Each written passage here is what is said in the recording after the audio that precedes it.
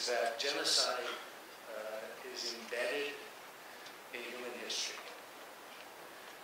It's embedded, it's part and parcel of, it belongs to human history from the very beginning until our own day.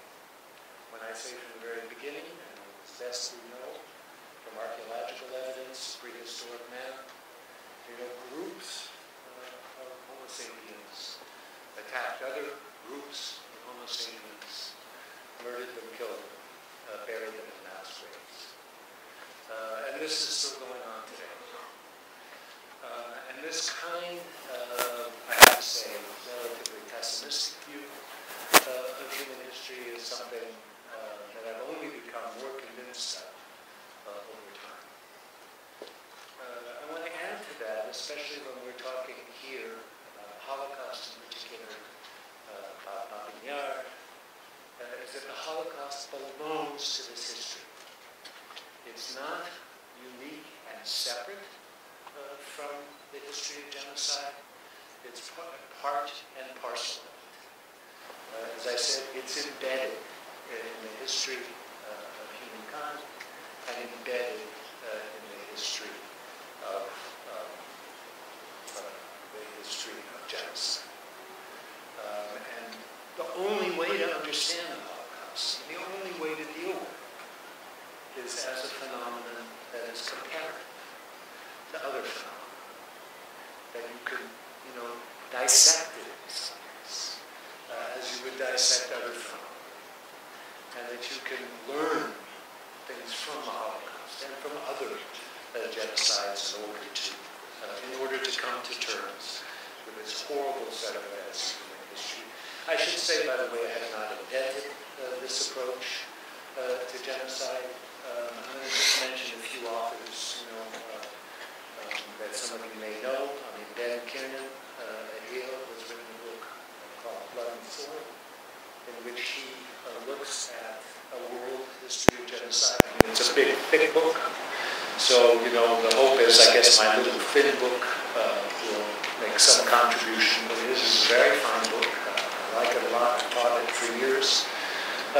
And he basically has 4 themes in that book. I'm just going to tell you what those themes are very quickly. I'm going to go to my own themes later on, but his themes are, first of all, that classical history plays an important, biblical and classical history plays an important role in the development of genocide, that the precedents for genocide come from the ancient world, and that these precedents are repeated in different kinds of ways over time and resonate later genocides. The second theme he has is the struggle over land and agricultural pursuits. I don't necessarily buy this particular theme, but it's interesting how he follows it. The third theme he deals with is racism and the rise of race and race thinking, in the development of genocide. I think that's interesting and important. On the last one he has is expansions, expanding states, expanding empires, taking in new lands, and then killing native inhabitants along the way, and inhabitants that are somehow alien. The second, these books I'm going to mention are by Mark Levine. Some of you know these books. There are 4 volumes of them. They're almost impenetrable, but they're very, very good if you really sit there and work on them. Again, I hope you mind the book will make some contribution in comparison to these 4 volumes, which have about 2,000 pages of history of genocide. Levine wants to start genocide at the end of the 17th, beginning of the 18th century with the formation of the modern state, and the development of the modern state and modern empires. And he suggests that this is crucial. It's almost the opposite of Tim Snyder's approach, where he talks about how states break down, and that's when we have genocide. Levine's approach is it's the modern state that brings upon us genocide and then creates genocide situations. I want to do 2 quick things here to describe the book and give you an idea, how I'm thinking about breaking it down. I mean, I should say one thing, by the way, that's very important to say before I do this, and that is that you cannot ever know all of the genocides that occur in the world. Right? There are thousands, and most of them we know nothing about. Peoples have been, in quotes, disappeared, you know, for several thousand years. And the disappearance of those peoples, you know, at the hands of other peoples, meaning, you know, the intentional forced elimination of peoples has been going on for a very long time. I'm ringing. Are you ringing? Do you hear ringing? Or is it just, I think it's the microphones together with my hearing aids, because it was ringing really loud. So let me back up a little bit. Can you hear me? Okay.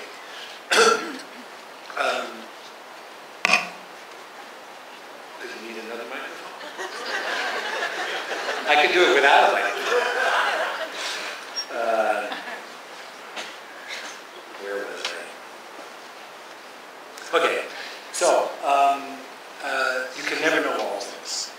I mean, I was reading as I was writing my book. I was reading the New Yorker, and there was an article in the New Yorker about the last speaker of the Selknam people. Who the hell were the Selknam people? Well, they lived in Tierra del Fuego in Chile. There were about 400,000 of them at the end of the 19th century, and is in a very typical pattern of behavior. Agriculturalists who wanted the land of the Selknam, combined with miners who had found some gold in Tierra del Fuego, essentially attacked them over a period of 25 and 30 years at the end of the 19th century and wiped them out. And there's one Selknam speaker left. Well, you know, this happens repeatedly, and it happens repeatedly in different kinds of circumstances. And the result is, again, you'll never know them all. And I keep hearing about new ones, and I don't attempt in this book by any stretch of imagination, you know, to talk about all the genocides. Okay, so let me give you the briefest set outline. First, I talk about ancient genocides, and here, this is about, you know, start with the Old Testament, and we don't know, of course, what really happened. You know, it's described in the Old Testament. It's written in the 6th, 5th centuries BC by rabbis, you know, who gather stories and tales and try to present, you know, to the Jewish people their past. That in theory takes place, we think, somewhere between the, you know, 12th and 10th centuries BCE. And these stories and tales, if you read the Old Testament carefully, are full of genocidal stories. Absolutely full. I was shocked when I read that book. I'll tell you the truth, because when I was in my Hebrew school, you know, I never read these passages. You know, you're singing the song, you know, Joshua did the battle of Jericho, and the walls came tumbling down, but then you don't say, Joshua and his men proceeded to kill all of the men who were in Jericho and take the women and children prisoner for themselves. You don't read, you know, the story of Saul and Samuel. I don't want to go into all these stories. It's an incredible story where God tells Samuel to tell Saul, you know, to kill the Amalekites. Every single one of them. Every single one of them. Every man, every woman, every child, and all their animals. And the story goes, you may remember, is that soldiers couldn't kill all those fine animals, and they liked the king of the Amalekites, so he saved him. And God was angry. And he comes to Samuel and says, Saul has to go. He has to be killed. He didn't do his job. I told him to kill everyone. And there are a series of stories like that. Now we don't know a thing, by the way, whether any of this actually happened. People have done archaeological work in Jericho and they can't find any, you know, examples of walls falling down or anything of that sort. But these repeated stories, you know, make a difference over time. And then the Greeks and Romans, you know, have similar kinds of stories that are carried forward in time. So the ancients are very important. Now, then I talk about warrior genocide, and here, you know, I mean, mostly, you know, Crusaders, Mongols, and others. I'm not going to go into detail here. I talked about the Spanish conquest of the Americas, which is extremely important in the story of genocide. Settler genocide. This is a broad category, that includes, the killing of Aborigines in Australia, Indians in North America, which I already mentioned in one of my talks here, has become much more a better documented subject, and African peoples, and Africa mostly by imperial peoples. And then I move into the modern period, talking about the Armenian genocide, genocide in Southwest Africa at the beginning of the 20th century, and of course the Holocaust, which is crucial in the modern period, and then about contemporary genocides.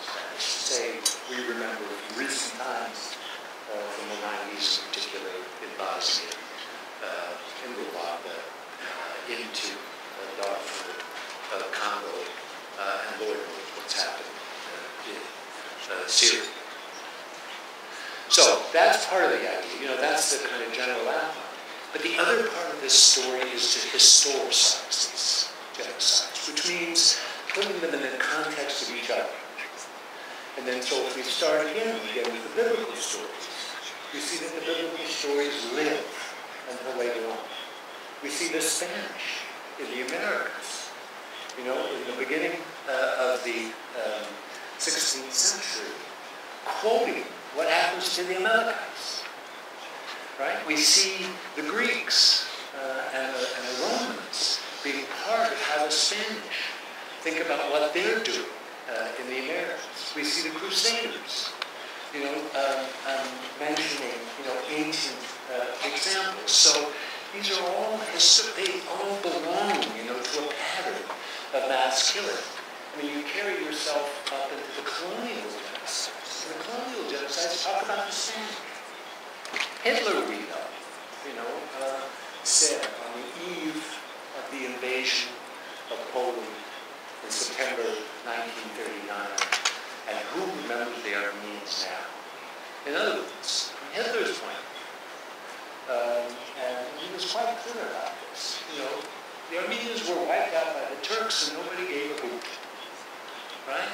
And so you generals, that's what he's saying on the eve of this invasion, you generals destroy those people of Poland. And by the way, there he had in mind the Poles, or he had in mind the Jews. In other words, his idea was, you can destroy the Poles, nobody's going to care. Nobody's really going to care. And by the way, he felt the same way. Even though, he's trying to destroy evidence and that sort of thing.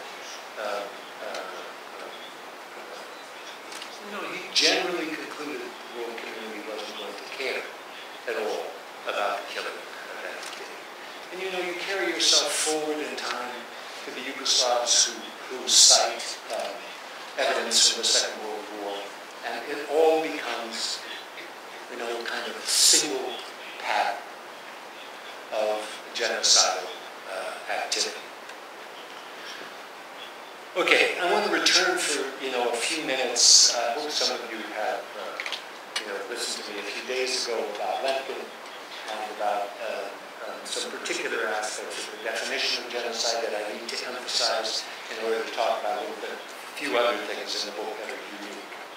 And that is to say, I have a chapter on communist genocide, and I have a chapter on anti-communist genocide. And this is unusual in most considerations of genocide, because I, nevertheless, come to the conclusion that political and social groups should be included in the definition of genocide. I've come to that out of a couple of observations.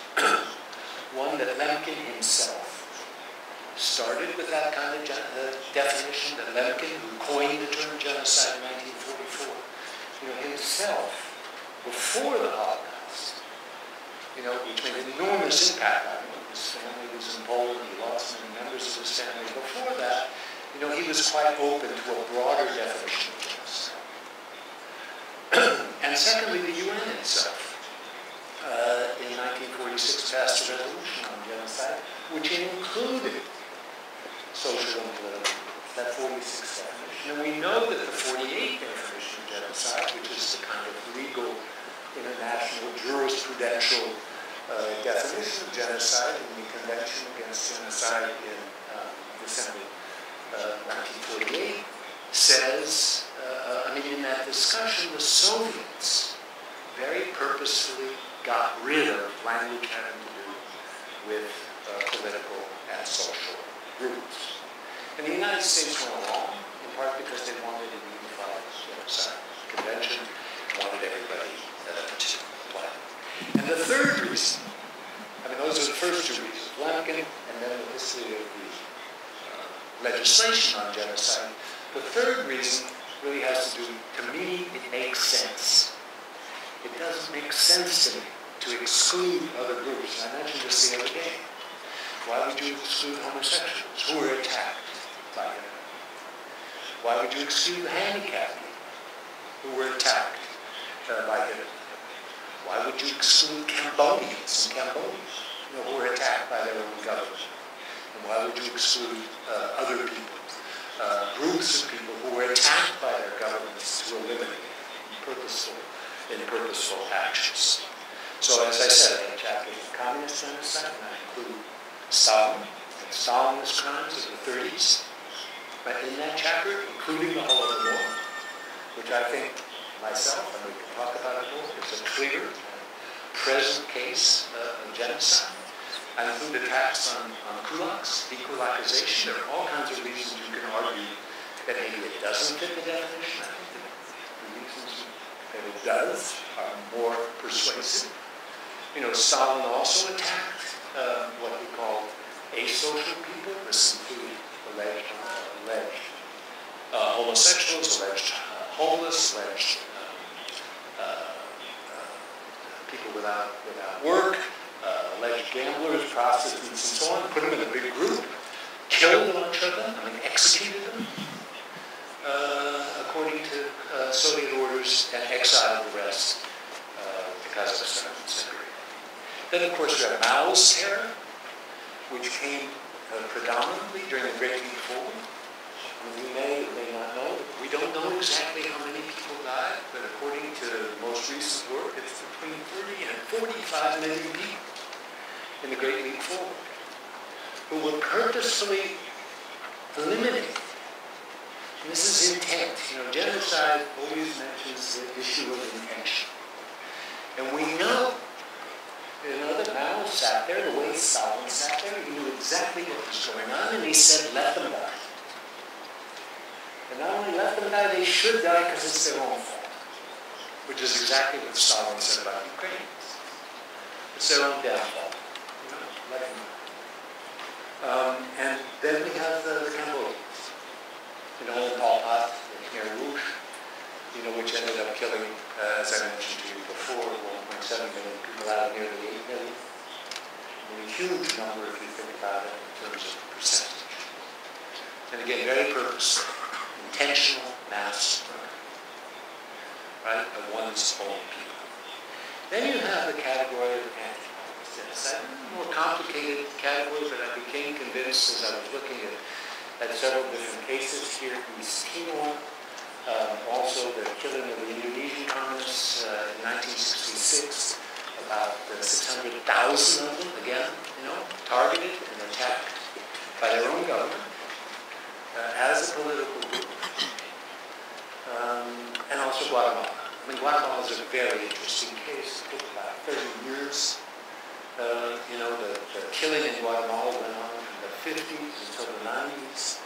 There was what some historians will call a genocidal moment, meaning there was a moment when kind of fury of the killing came to an apex in the 70s, but it went on, as I said, close to 2000.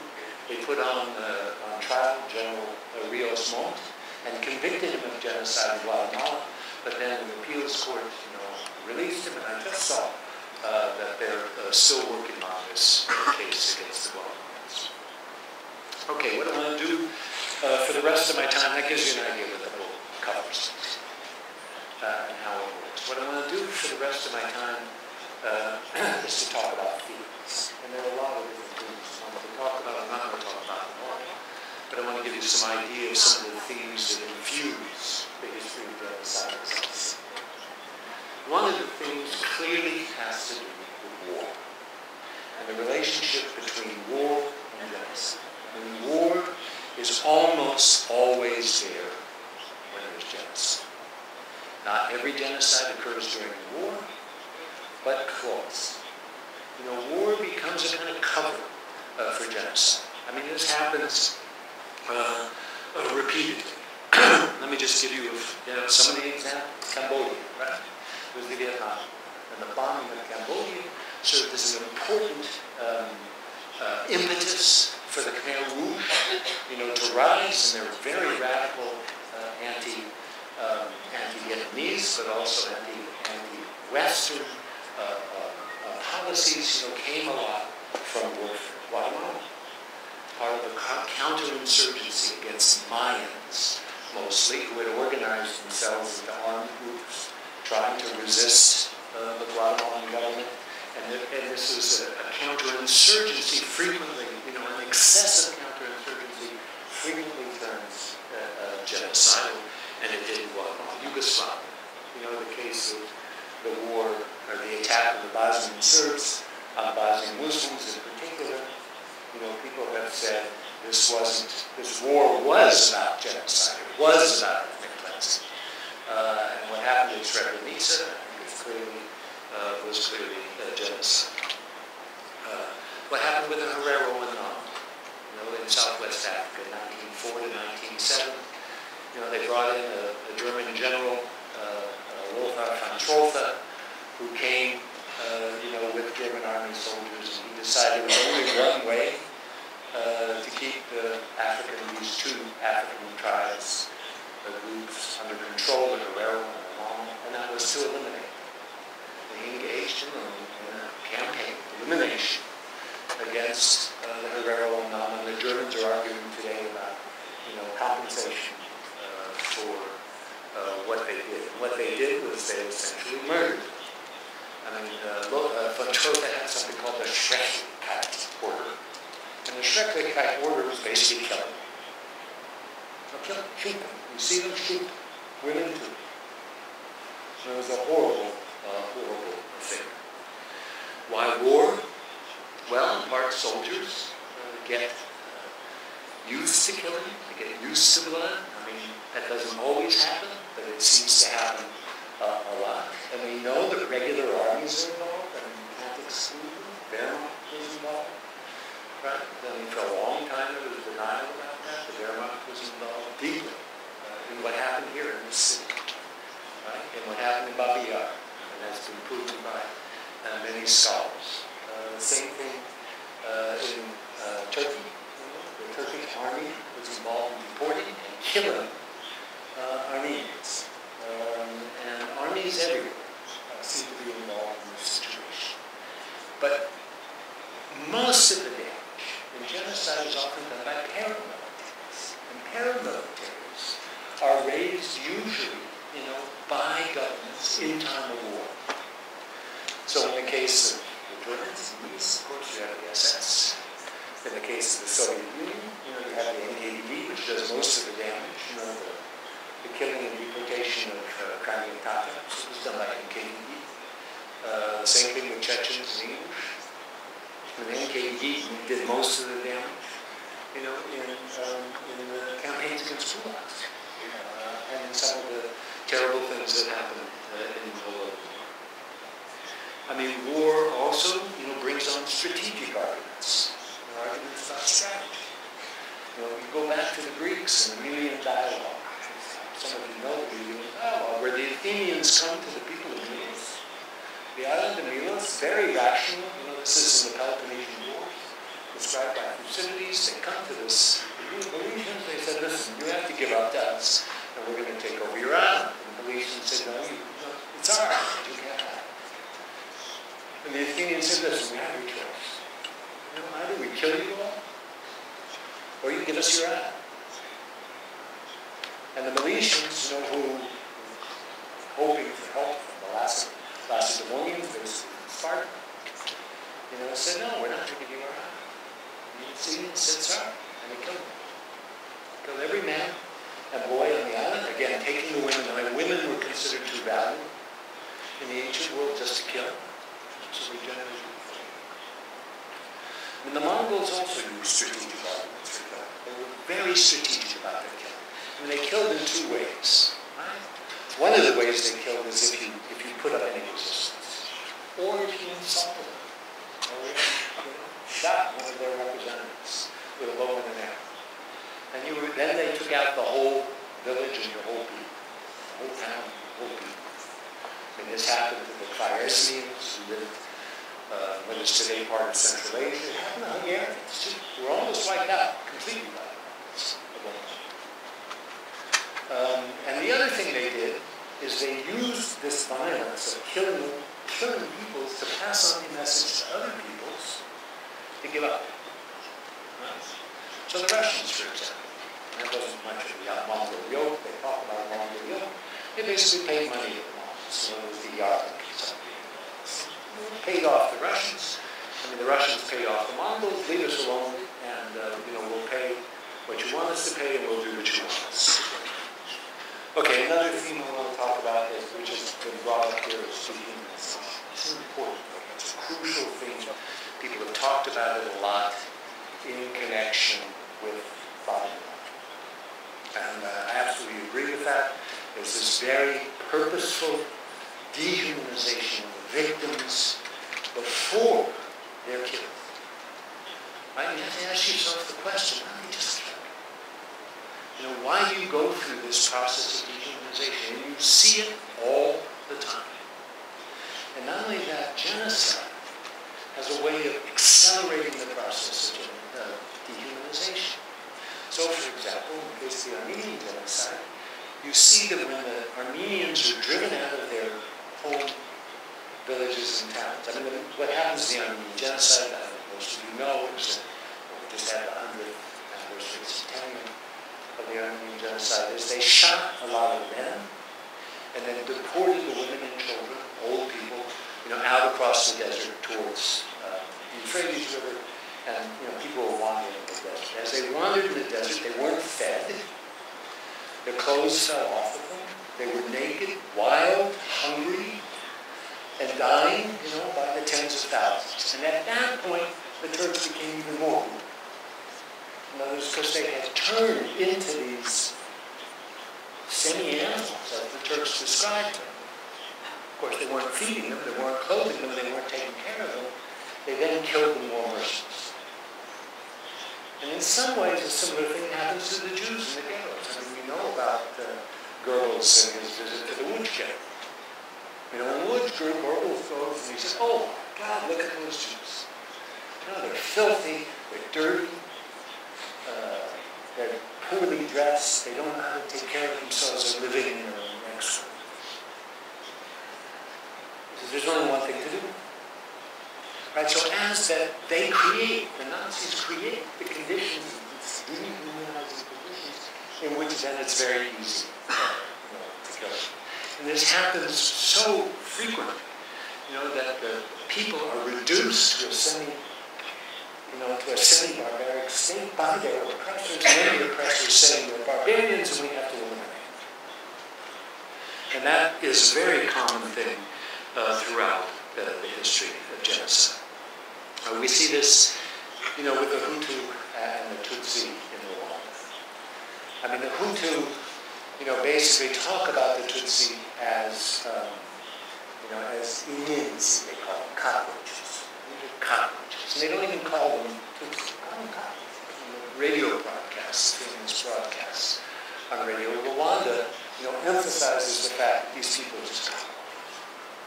And then they put them in chains, now. They kill a lot of them right away, but then they put a lot of them in chains, and they're reduced to kind of animal state. And then they say, look at these insects, look at these animals. Similar thing happens, with Darfur, the Janjaweed, warriors who come and oppress basically these 3 African tribes. In Darfur, it's as if these are slaves. These are dirty slaves. And so they enslave them. Right? And then they attack them and kill them. I mean, in the case of the Spanish, it's very interesting. I mean, the Spanish conquest of the Americas, you know, is just a terrible part of this history of genocide. According to Svetlana Todorov, there was about 80 million native Indians who lived in Central and South America, and after the Spanish came within 50 years, 1500 to 1550 or so, you know, all but about 10 million were killed or died. Now, many people have talked about micro-shock. That is to say, that what actually killed these Indians was the fact that the Spanish had brought diseases from the old world that they weren't used to, and that they had no immunity to, and that's why they died. But in point of fact, I mean, most of the literature, you know, shows that they put these Indians under such conditions, again, creating the conditions of dehumanizing, taking them out of their homes and out of their natural environments, putting them to work in mines, and then on, you know, encomiadas, these agricultural enterprises, and then watching them die, and sometimes killing them. So once again, you know, the conditions are being created for considering them less than human beings. There was a disputation, a very important disputation, in the middle of the 16th century, between Bartolomeo de las Casas, one of the few opponents of what was happening to the Indians in the New Americas, and a man named Sepulveda, maybe from Los Angeles. No, there's a big avenue named after Sepulveda. And Sepulveda argued that the Indians, even if they were converted, could not be human beings. They were less than human beings. They were a kind of animal. Right? And de las Casas said no. They're capable of being human beings. They are human beings. And actually, Sepulveda lost the argument in Spain, but won the argument in the New World, which is to say everybody treated them in the New World as animals. And you could go on and on with this, but I want to get on with some of my themes. Economic motivations. I'll be sure to talk about that. Economic motivations are extremely important. Most of the new historiography, which is being done on the Nazis especially, has shown, you know, just how much the Germans wanted the money, property, and wealth of the Jews, not just in Germany, but throughout Europe. In other words, they had their eye obviously on the people. I mean, number one, you know, the way I look at the Holocaust, you know, is where many historians look at it as primarily, above all, a kind of racist ideology on march. But they also, you know, a lot of these institutions, Nazi institutions, were looking for money. Adam Tooze has written about this. He's a historian who's now gone. Who's written a lot about the fact that the Wehrmacht Ministry of Economics, in other words, the people in charge of the economics of the Wehrmacht are trying to seize Jewish property and get Jews out of the way, you know, to get their wealth for, and they're calculating this for the Nazi war effort. Then there's been a lot of research on the Nazi Ministry of Food, you know, where they're saying to themselves, you know, we're not going to feed these. We don't have enough food for our own army, for our own people. So these people, meaning the Jews primarily, but also Ukrainians, you know, as you know, were starved in the Second World War, as were many others, and Soviet prisoners of war. And some of this is very purposeful. You know, ministers, bureaucrats sitting in Berlin, checking off columns of how much money they were going to earn from these genocide policies. We're finding, by the way, some of the new historiography of the Armenian genocide, again, which I was involved with, and am involved with to some extent, is also showing that the Turks are making exactly the same kind of calculations about the Armenians.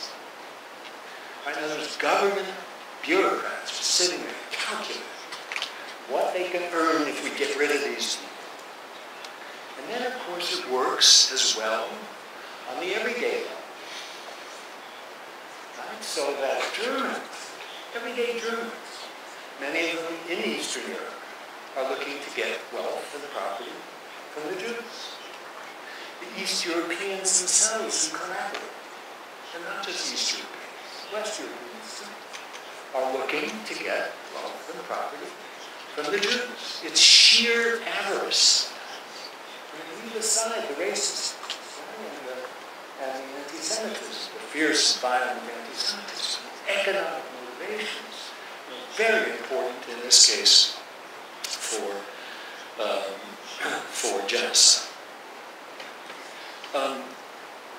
The Spanish, by the way, as many people have shown, and we've thought about this from the very beginning, and there's nothing new about this. We really have to gold and silver. I mean, they really wanted gold and silver. And if you read the accounts, as I have, repeated accounts, the conquistadors, people with them, I mean, they just died. I mean, they've got a fever for gold and silver. And the Indians are stood away. Get me your gold and silver. That's all they want. And the Indians often, as I say, of various sorts, suffer. Further on this economic motivation is this settler genocide, or what's sometimes called colonial genocide. And here at stake is land. Of course, for Hitler too, as we know from Tim Snyder's recent book, this Lebensraum is a serious business. I mean, Ukraine is in the middle of Lebensraum, and the Jews lived in the middle of Lebensraum as well. Everybody was in the way of them getting the land they want. But this goes way back. I mean, again, it goes to settler genocide. And what happens, basically, is that, the Europeans, and in this case also North Americans who come from Europe, are motivated by an ideology that comes from John Locke, which says that people who don't own and develop the land don't deserve it.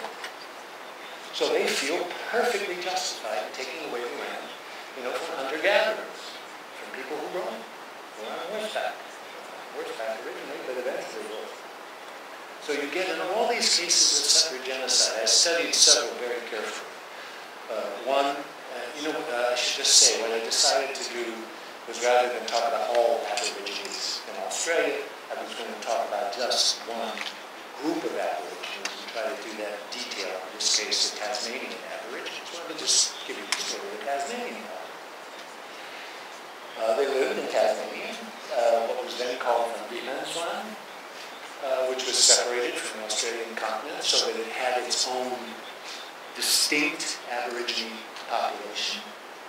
It was settled by the British at the end of the 18th century, and by the beginning of the 19th century, specifically in 1822, a new law was passed in England which made it possible, a tariff law which made it possible to send wool from the colonies to the mainland. They needed wool, raw wool, for the textile industry, which was booming in England in the first half of the 19th century. So all of a sudden, people in Tasmania and throughout Australia were saying, we need land, for our sheep. And by the middle of the 19th century, by 1850, about half of that wool was coming from Australia, and a lot of it from Tasmania. And the Tasmanian Aborigines said, no, you can't have all that. And would periodically shoot, spear in English. Or, burn down their homes, or do one thing or another. And the response, of course, was to kill them all. And they sent out raiding parties and started killing Aborigines who tried to fight back, but of course there was no way they could.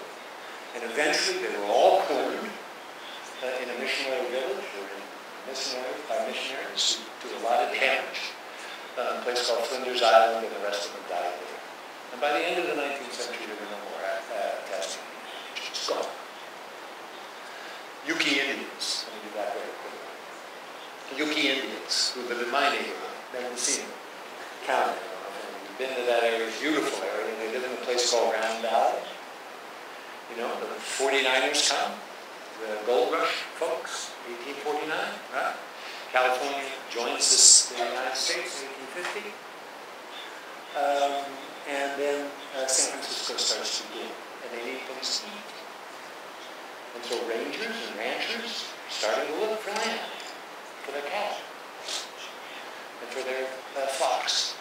And they look at this beautiful piece of land which the Indians hold, in hunter-gatherer ways, and they take. And by the end of the 19th century, there are no more Yuki. They're gone. I mean, people have said they're mixed Yuki now. About 25 of them or so who live up in the reservation with other things. The California Indian genocide is something I think I mentioned to you the other day, which has been recently very, very well documented. Okay, I'm running out of time, so I think what I'm going to do is just mention a few of the other categories. The other categories I want to talk about were rape, forced marriage, and gender. I mean, there's a very important gender aspect to genocide, which needs to be emphasized, and I try to do the best I can there. Another category is what I would call cumulative radicalization, which means how do these political elites work themselves into the fever of killing people, and you see that this is what happens. And it happens again with the Ottoman Turks, who start out not necessarily thinking about killing all the Ottomans, and then they kill them. The same thing in some ways with the Nazis. They work themselves into this killing enterprise, which then they pass to other people. It seems accepted by everyone, and then they begin the whole project of eliminating the Jews, in fact, not just rhetoric. The other part of this acceleration that happens is that other peoples get involved. And one of the sad things about genocide, and the thing we often forget, is that, in the case of the Nazis, the gypsies soon follow with the Jews. Right? Other peoples follow. Same thing that happens in the Ottoman Empire with the Armenians, the Syriac Christians follow. And the Greeks were in line, especially the Pontic Greeks, were in line also to be eliminated. Virtually every case, what happens is you eliminate one people, you start to eliminate others. I mean, it's a rolling stone that sometimes just doesn't stop. Right? So genocide has this radicalization part. And another thing has to do long-term versus short-term explanations.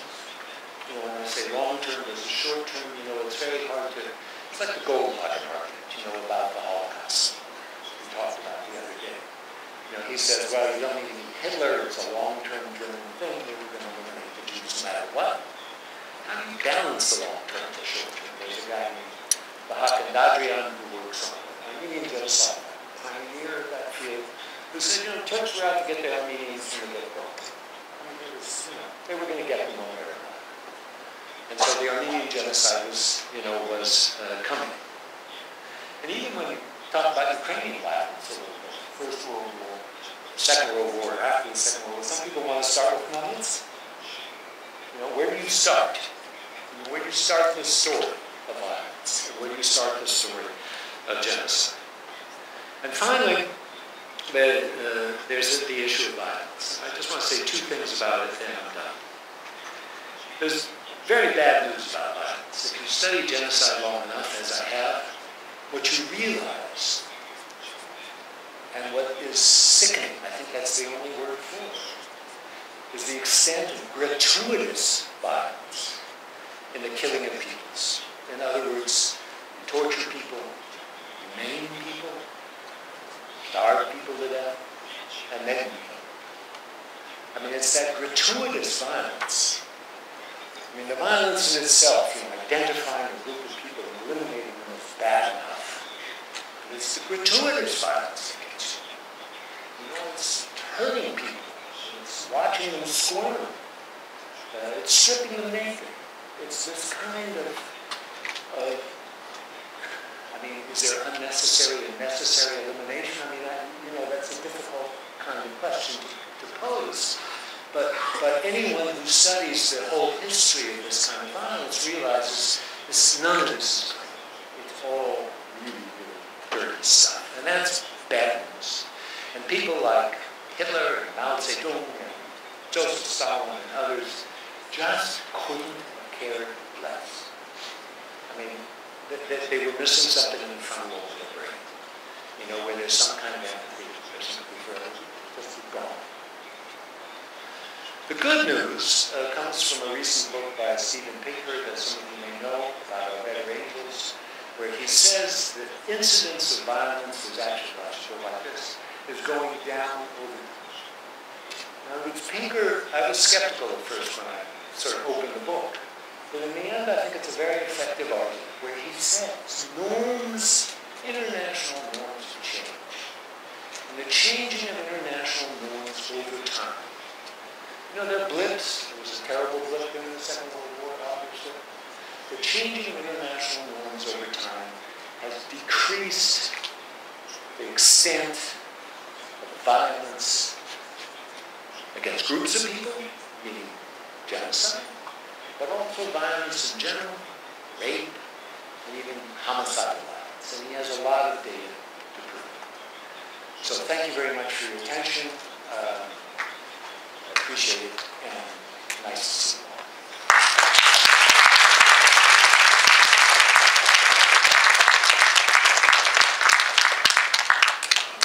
Thank you, Professor Naimark, for this third-wave zone covering so many horrors. I'd like to not necessarily engage you in a very systematic discussion, but engage you in a discussion that may touch upon some issues that are of concern to the Ukrainian auditorium, the Ukrainian public. But to begin in maybe a slightly more general way, the idea of reciprocal genocides, that is to say, you alluded to the fact that wartime situations create a kind of a more bloodlust and so on. But very often one act of the, we talk about the genocide of Tutsis, but there is a lot of violence by the Tutsis against the Hutus reciprocally, which could presumably also be labeled by genocide. Even in the controversial, Balkan wars, there is enough evidence of places where 50 or 100 Serbs were killed by Bosniaks, or in some cases by Croats, and vice versa. So the point is, there is this almost kind of incantation that the word genocide is ascribed to the people who are overwhelmingly bad, or is it a more neutral term that is ascribed to simply a series of acts? So, for example, is it right to say that there were acts of genocide by many parties in the Balkan wars, or vice versa in the case of Ukraine? So let me bring it to the more specific, the recent resolution of the Polish Sejm, which charged the Volhynian massacres as being an act of genocide, and at the same time a historian who was present here, Volodymyr Viatrovich, who talks about this as being the Polish-Ukrainian wars and that there were reciprocal events. How do you think about this, and how should we think about this?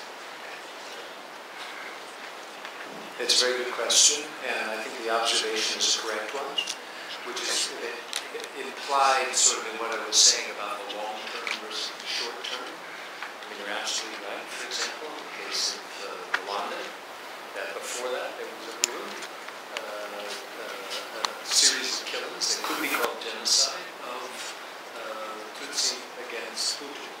And then there's kind of a memory of that, and that memory is carried forward into Hutu memory of the Tutsi, and therefore they deserve to be eliminated when they have a chance.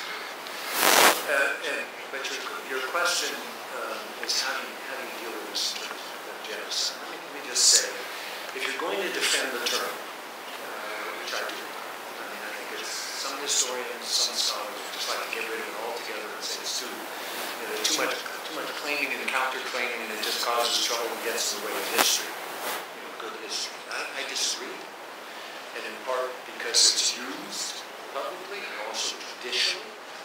But the term genocide really has a meaning that we have to abide by as best we can and try to understand as best we can. So, in the case, let's say, of the Balkan Wars, I'm ready to go along with the courts who say that the Serbs committed genocide at Srebrenica in July of 1994, and that this was an act of genocide. courts have repeatedly revisited that case and say it's an act of genocide. And you're absolutely right. The Serbs say, well, everything does. Right? So you try to have a commemoration of that genocide in Srebrenica, in Bosnia this summer, happen again, where the Serbs have their own commemoration. But if you look at what the Serbs are looking at, which is, massacres of Serbs by Bosnian Muslim groups, it's not a genocidal situation. And what you have to say, clearly and straightforwardly, is that what the Serbs did to the Bosnian Muslims, according to the definition, according to the evidence that we have, as best as possible, combining historical knowledge with judicial frameworks, what the Bosnian Serbs did was genocide. And what the Bosnian Muslims did was not genocide. And go back to the Second World War. Talk about what the Croats did to the Bosnian Serbs would do immediately. And there are arguments to be made that the Croats in the Second World War, the fascist Ustashi Croats, killed Serbs in such a way that they considered. So I think every case has to be considered separately. And all the best historical evidence has to be applied. You just have to resist the inflation of the term. And so, again, people say, well, the term's so inflated, we shouldn't use it. My answer is no. It's a useful term. But we have to be careful about it. We have to try to be as empirically honest about it. If you take, by the way, my take on the Babyn War is that this wasn't genocide on either side. If you look at, I've read, done a lot of original research, but I have read several volumes that, by the way, a Polish-Ukrainian team put together about the Babyn Wars. It doesn't about genocide there either. It looks like a kind of almost fratricidal warfare between Poles and Ukrainians. Ukrainians doing most of the damage, there's no question. But I wouldn't consider that genocide. The accusation of genocide carries with it sanction for the perpetrator, but often it carries an implication for the rights of the victim and the rights of, and the denial of rights of the perpetrator. And one of the ways I think it could be said that genocide is not just, does not just engage in morality, it engages sort of states, it engages the survival of states. It implies that there can be territorial adjustments of states, as has been the precedent after the Second World War, and geographical sort of punishment and territorial punishment and movement of peoples as a consequence of this kind of order. So I'm saying the shifts of the territories of Germany. Secondly, in the case of say the Serbs, there's sort of a claim that their rights of autonomy are somehow invoked because the Bosnian Muslim population, the Bosniaks, always like to say that the Republika Srpska is a genocide state and therefore somehow a claim against their legitimacy. Do you think that there is a claim against the legitimacy of states? And for example, the state of Israel is an outcome of, in a sense, of the arguments made that because of the genocide there is a need for a protective, Zionist state. So, morally aside, is there something in the air of international law that charges genocide and makes the denial of genocide by certain actors more vehement precisely because it carries with it an implication against their territoriality? I'm going to say yes and no to that. I think there are some arguments that can be made to support the way you present the problem. I think most of the arguments are against. I'm not saying the case of Germans, which is something I've worked on a lot. The expulsion of 12 million Germans from Eastern Europe and the reconstitution of territory. That had nothing to do with genocide. It had nothing to do with genocide. Nuremberg barely had it. They showed pictures, persecution of Jews. But Nuremberg was not about genocide. It was mostly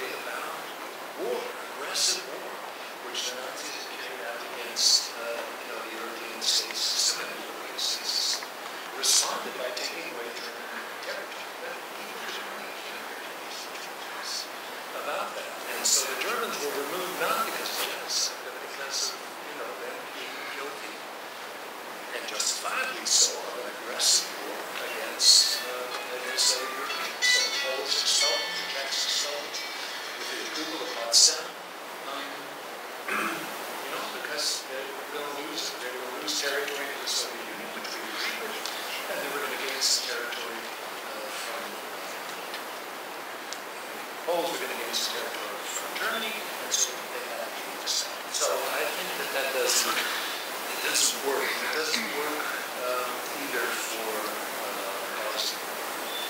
And, you know, as for Israel, I mean, you know, the history of Zionism has a long history, and there are those who are better equipped to answer this question than I am. It's a complicated history, but it's quite clear that Zionism grew after the end of the war, but, you know, it was a product, part of the African continent.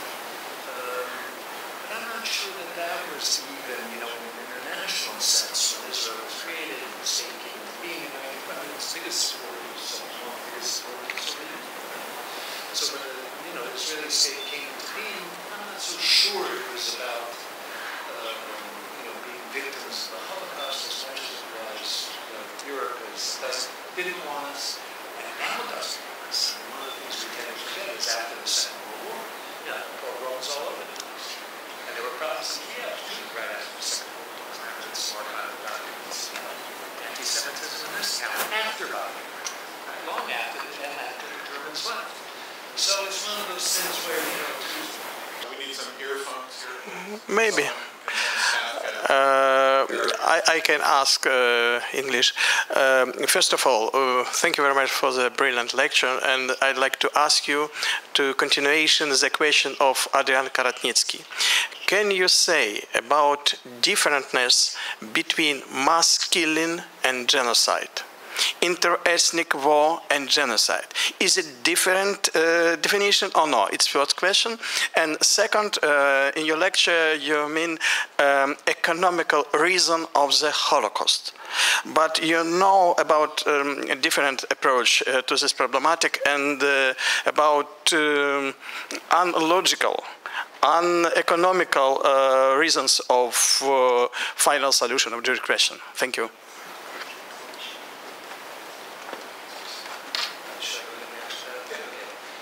Thank you very much for the questions. Yes, there is a difference between genocide and mass killing. So that's maybe that's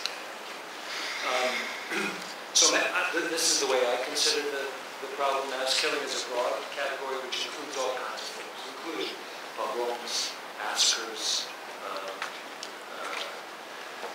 you know, the murder by Mexican drug lords, school children. There are all kinds of ways that mass killing happens. You know, Lieutenant Calley in Vietnam, you know, was in charge of killing a village full of Vietnamese in a horrible massacre. Genocide has a very specific, I think, meaning, and a good one, again, coming. So I'm for an expanded 48 definition, but I like the 48 definition, which says, you know, it's the intentional, I mean, exact statement in sticky notes. But it's the intentional, so intent is important, murder, elimination of an ethnic, religious, racial, or national group, underlying group, comma, as such, period, end of quote. So what that means is, what you're trying to do in genocide is eliminate a whole group. You don't have to eliminate everybody in the group, but part of the group is enough. But what you're trying to do, and if you read, by the way, and I suggest this to any who are interested in genocide, to read you know, some of the legal opinions that have come out of the ICTI, which is the court or the ICTR, which is the court about Rwanda. I mean, there are thousands of pages of judicial arguments and testimony and ways of thinking. And they make this absolutely clear. It's wonderful stuff. I mean, historians really annoy me to say all the historians. I mean, they are lawyers. But they think historically, like these wonderful architects, you know, who spoke to us earlier, could really talk and think historically. They think historically as well. And the point is, you have to be after a group as such to destroy that group. And that's a high bar for genocide. Right? It's a high bar. You're setting a higher bar than you are for crimes against humanity, which include massacres. I mean, if you look at the International Criminal Court's, you know, agenda, Their agenda is genocide, war crimes, and crimes against humanity. Crimes against humanity include massacres. So it's different. Genocide is different. We're after a group. And that group, the attempt to eliminate the Jew, I mean, that's why the Holocaust is, always comes to mind when you think about genocide. Because the idea was to get rid of the Jews. And not just those in Europe, but all around the world. We know now that he wasn't going to be satisfied. If, God forbid, he won the war. So it's the group that you're after. And the problem they had, I'm sorry to be so long-winded about this, but the problem they had with Srebrenica was it was only a piece of the group. The argument, a very sophisticated argument, is that they were actually trying to destroy the group as a whole by getting the Srebrenica. Please, microphone language. Maria Mikivchuk, Ukrainian Jewish Dialogue from Montreal. You mentioned the role of gender in genocide, and I would like to zoom into it. Because when I look at the more recent genocides where we have more information, I can't help but notice that they are... Can you hear me? I can't help but notice that they are conceived, planned, and executed by men. And even as a matter of language, you just said they even killed women and children, which to me assumes that the men are doing it, and that men killing men is kind of a normalcy and becomes shocking when they kill women and children. Thank you. It's a very interesting question. It has a number of different elements to it. It's both having to do with the perpetrators and having to do with the victims. I've had an argument with a man who's talked about the concept of gendericide. And he basically argues that actually men are the primary victims of genocide, which is, I believe is not true. The men are the targets of genocide. Women are actually primary targets of genocide because they create the nation. They create the group. Without the women, there is no continuation of the group. So women are actually the primary object. In terms of perpetrators, it's a really good question, and there's some research going on. There's a very interesting woman at Berkeley who's a neurologist and psychologist who's trying to study women's brains versus men's brains in terms of violence in general. And, there's a lot of reason to argue that men are the primary perpetrators of genocide. And the women very seldom are involved. They are involved. We know that. Right? Women are involved in Nazi camps. They were involved in killing. Women, sometimes were involved in killing Armenians, getting stuff from them.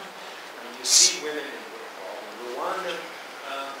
So it's not as if women are not involved. But it is primarily a man drives men. One of the things that interests me in some ways is that early on in history, women were not killed. And that's one of the reasons I said women and children were not killed because they were considered too valuable, as I mentioned previously. So you took the women in. So the Mongols traditionally would go and destroy, a city, Tashkent, or one of these big, big cities. They would destroy the city, they would come in, they would the Mongol soldiers would kill all the men, all of them. And they take the women and divvy them up among themselves. Right? And the children as well. And they would then have bigger families, and they would have multiple women to take care of. Sometimes they killed women. In Hungary, they killed a lot of women as well. As the women tried in Hungary to sell themselves, but it didn't. For a variety of reasons. So, what's interesting in the modern period of genocide, and again, when I do this once over, from ancient world to the present, we have to realize there are real differences over time. In the modern period of genocide, women become more included, both as perpetrators but also as victims. We see that women were primary. Thank you. Could you please repeat the name of the researcher about the brain and violence? Sure. Thank you. Please. Hello, Professor Naimark. Thank you so much for your very interesting and thought-provoking presentation. We really appreciate it. My name is Roxana Winar, and I'm from Colorado, USA. I'm an inspiring human rights activist and an academic scholar interested in genocide studies. Can you hear me better now? I said I'm an inspiring human rights activist and an academic scholar interested in genocide studies. I have been researching and will continue to research various atrocities, mass murders, and potential genocides that are little known and which occurred in Ukraine as well as in neighboring territories, which were targeted specifically against Ukrainian people, but as well as other ethnicities. I would like to ask you, Professor, what's your personal opinion and what kind of advice can you provide to someone like me in pursuing this type of research in the future regarding Ukraine, for example, in its extremely complex and difficult history? Is there, or how can one go about in deciphering on the order or the process in which atrocity to focus on or bring to light, for example, to the international public so it can be more known? Thank you. Thank you. Let me preface my remarks just a couple of minutes. First of all, it's very to see the number of young people, yourself included, and many of my students, a striking number of my students who are interested in precisely this kind of problem, not necessarily Ukraine related, but related all over the world. And we just started at Stanford the Human Rights Monument. I started there. And, dozens of students have signed up already. It's just, it's kind of, the human rights talk has been translated over the last several decades into human rights action, and I think it's made a difference. I mean, some people will be more skeptical, but I believe it's made a real difference. And this, this study I was mentioning shows, in some ways, the changing norms and activities do make a difference. These courts make a difference. They got a lot of problems, a lot of issues, and you can. What would I advise you to do? Work hard. Keep working. And the Ukrainian story, is a long, as you say, complicated one. It also mixes a lot of different things that sometimes need to be separated, but also need to be talked about at the same time. For example, to talk about something like Babyn Yar and others, be able to put that in the kind of context, the historical context, is not so easy. And the validity of the war. Not to mention what happens in the First World War. So you need to be able, confidently, and based on documents, documentary evidence, to put these stories together in such a way that they make sense, and that you can defend them. And people are doing that. I'm very encouraged by that. That's why I love this Babyn Yar volume that we have. I read that. Oh, it was a terrific volume. I learned all kinds of new things. And you can see that just by applying yourself to telling these stories straight and openly, and being able to pursue it, makes a huge difference. That's pretty much what I would say. Thank you. Thank you, Professor. I see from the stern walk up to the stage from Professor Moderator that this is a signal of some sort, and I will infer it. But before I turn it over to the professor, and perhaps I'm abusing my chairman's responsibility, but I know there are a number of Israeli participants in this session and many representatives of the Jewish diaspora, and without forcing you into anything that you may consider a political act, I think out of respect we should maybe rise for a minute's silence for the passing of President Shimon Peres. If you were willing to do that, please rise.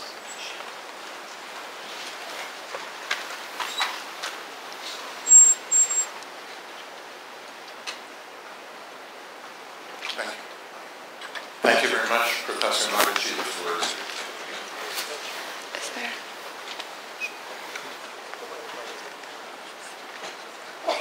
guess I would just simply say to those of us who were standing in line, which includes myself, who have now moved from having not my questions answered to having to stop the discussion, that the reason we were so many standing in line is because the presentation raised a whole host of extremely important issues, of which probably Professor Naimark will be bombarded after I leave the stage, at least as we say in the couloir. We do have to bring this session to a close, but on behalf of you, I really would like to thank Professor Naimark for the presentation, and also, I might add, considering the fact that all of these exercises are learning exercises, that the person who did the moderating is a model of doing moderating.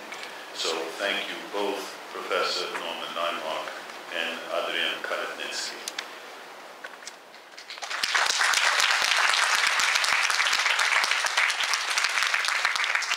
May I also remind everyone who is here that after the break, beginning at 1600, is the last portion of the events that will take place in this building. And that last portion is, again, a series of smaller interactive encounters, each of which has its own presentation designed primarily for youth participants, but everyone here is welcome to take part in any of those sessions that you see.